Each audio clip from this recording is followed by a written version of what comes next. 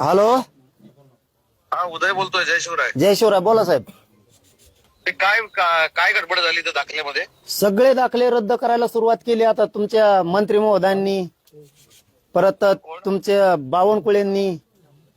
हा हा हे नसून काहीच हे नाहीये तुमच्या शिरसाट साहेबांनी. होय का? हो. नाही, मला आता पत्रकाराने विचारलं. का पण कमून वाटोळं करायला तू उगाच कशामुळं? नाही, मी आता बोलतो ना. मी आता कोल्हापूरमध्ये होतो.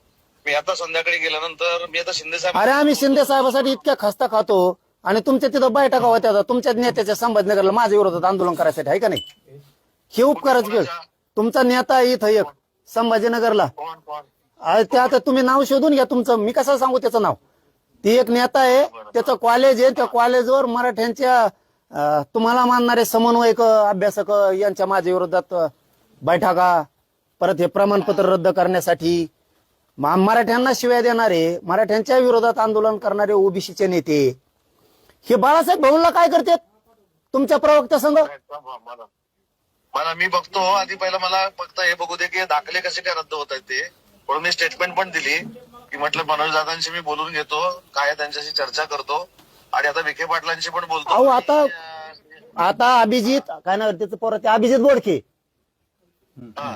त्याची व्हॅलिडिटी दिली. पृथ्वीराज बोडके व्हॅलिडिटी दिली आणि ते जिल्हा परिषदला कोण निवडून आले म्हणून त्याची केली. यांची काढी लागू दे, जाऊ दे, आम्हाला देणे घेणं नाही. पण ती रद्द केल्यामुळे गैरसमज किती चालला राज्यात? दही अंड्याची व्हॅलिडिटी, ऐका ना, दही अंड्याची व्हॅलिडिटी द्या म्हणून अधिकाऱ्यांनी पत्र काढलंय तिघांनी पण. ते कोण वंशावळ समिती, काय जात पडताळणी समितीनं दुसऱ्या दिवशी कसं काय म्हणतात रद्द? हे कुठच्या जिल्ह्यातलं झालंय? हे झालं संभाजीनगरचं. संभाजीनगर. बीडला आंबोरीची नोंद सापडली. बीडला आंबोरीची, बीडला बावनकुळ्या, तिकडं बावनकुळ्या हे देतो लिहून, इन्व्हेस्टमेंट करून देतो पत्रकार रद्द करा. केली रद्द. आणि राज्यात काय पसरणार? मराठ्यांच्या नोंदी बोगस आता रद्द व्हायला लागले. 50%चं वरचं 2% बोगस नाही का मग? बरोबर आहे. नाही, मी आता काय करतो, मी बावनकुळे साहेबांशी पण बोलतो. मी सीएम साहेब. मला फडणवीस शिंदे साहेब कोण अपेक्षा नव्हती. मी सरळ तुमच्याकडे नाराजी द्यायला अजिबात नव्हती, कारण मी लय खस्ता खाल्लेला शिंदे साहेबासाठी लय. पण शिंदे साहेबांनी काय केलं याच्यात? मराठ्यांचे विरोधात काम करणारे ओबीसीचे नेते शिंदे साहेबाच्या प्रवक्त्या संघ बाळासाहेब भाऊंला काय करतात जे शिंदे साहेबाला आहे ईर्ष्या देतात?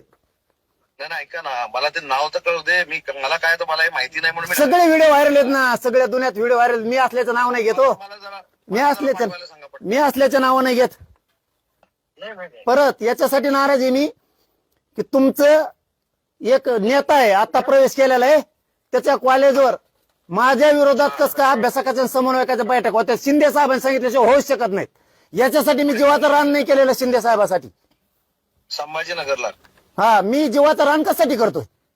शिंदे साहेब मराठ्याचा आहे, तर हाताच्या फोडाप्रमाणे वागवतोय मी त्यांना.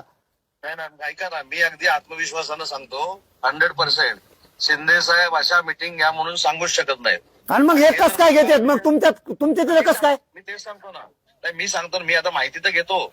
मला आता कळले ना, मी तुम्हाला दुपारपर्यंत माझी एकच विनंती आहे बघा, शंभूराजवर तुमच्यावर लय विश्वास ठेवतो मी. तुमच्या दोघांमुळे मी शिंदे साहेबांना सुद्धा लय विश्वास ठेवतोय.